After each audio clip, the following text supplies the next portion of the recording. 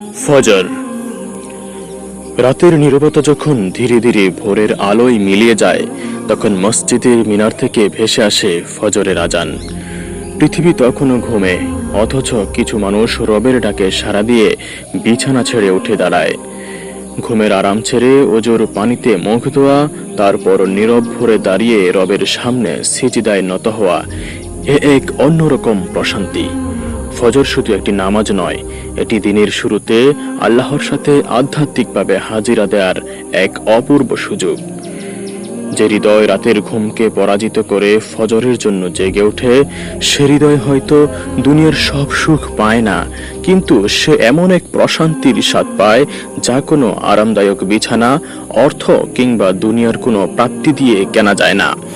ভোরের সবচেয়ে সুন্দর দৃশ্য সূর্যোদয় নয়, বরং একজন বান্দার সিজদায় নত হয়ে যাওয়া সবচেয়ে মোহনীয় দৃশ্য।